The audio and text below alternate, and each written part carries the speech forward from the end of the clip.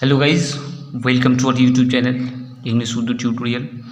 तो आज मैंने जो है एक अलग वीडियो बनाया है जो इंग्लिश स्पोकन रिलेटेड है और ग्रीटिंग वो वीडियो है ग्रीटिंग वर्ड्स को लेकर। तो ग्रीटिंग वर्ड्स मतलब एक ही टाइम पर एक ही समय पर जो है एक ही वक्त एक ही सिचुएशन में जो हम एक जगह कई फ्रेज कई सेंटेंस जो यूज़ कर सकते हैं, कई फ्रेज यूज़ कर सकते हैं।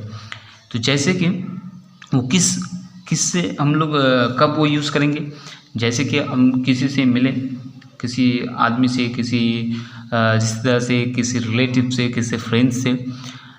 तो मिलने के बाद जब हम बहुत दिन के बाद मिलते हैं तो उससे हम क्या कहते हैं, तो उससे मिलकर जो हम लोग को बहुत ही खुशी होती है, बहुत अच्छा फील होता है, अच्छा मालूम होता है। तो उस टाइम हम मैंने यहाँ पर 6 सेंटेंस लिखा है जो उस वक्त कह सकते हैं। तो जैसे कि उसका उर्दू, जैसे हम लोग बहुत दिन बाद मिलने के बाद हम कहते हैं कि आपसे मिलकर मुझे खुशी हुई, आपसे मिलकर मुझे बहुत अच्छा लगा, या अलग अलग इस तरह का कहते हैं। तो इस वक्त हम लोग कई फ्रेज यूज़ कर सकते हैं, कई सेंटेंस का टुकड़ा यूज़ कर सकते हैं। वो क्या क्या है, तो अब तो समझ गए हो कि किस वक्त जब से हम कोई मिलते हैं तो हम उसको कहते हैं कि आपसे मिलकर बहुत अच्छा लगा, आपसे मिलकर मुझे बहुत खुशी हुई, इट्स माई प्लेजर। तो इस तरह का वर्ड्स जो कहते हैं तो वो वर्ड मैंने यहाँ पर लिखा है। तो बहुत सारा होता है लेकिन जो कॉमन है मैंने यहाँ पर वो बताया है। तो जैसे हम लोग कहते हैं कि मिलने के बाद आपसे मिलकर मुझे खुशी हुई, आपसे मिलकर मुझे अच्छा लगा, तो इस तरह का वर्ड्स कहते हैं। तो उस वक्त क्या इंग्लिश फ्रेज कह सकते हैं, तो देखिए मैं यहाँ पर बता रहा हूँ आप लोगों को लिख कर के। जैसे नंबर 1 है नाइस मीटिंग यू, ये कह सकते हैं। इसका मानी भी आपसे मिलकर मुझे खुशी हुई। उसके बाद नाइस टू मीट यू, ये भी कह सकते हैं। 3 गुड टू सी यू, ये भी कह सकते हैं। ग्लैड टू सी यू, ये भी कह सकते हैं। Honoured to see you.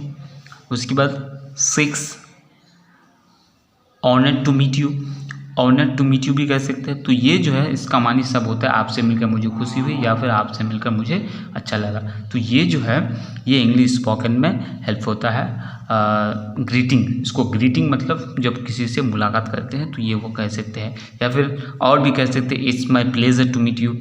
तो इस तरह का और भी कह सकते हो। देखिए मैंने यहाँ पर आप लोगों को समझ में आ गया होगा कि किस सिचुएशन में यूज़ कर सकते हैं। तो ये इंग्लिश स्पोकन रिलेटेड वीडियो है, तो आप लोग ज़रूर देखिए। तो अगर अच्छा लगे तो अगर कमेंट करके जरूर बताइए ताकि मैं और वीडियो बनाऊँ इंग्लिश से रिलेटेड, जो आप लोगों को इंग्लिश स्पोकन जो है आप लोगों का परफेक्ट हो।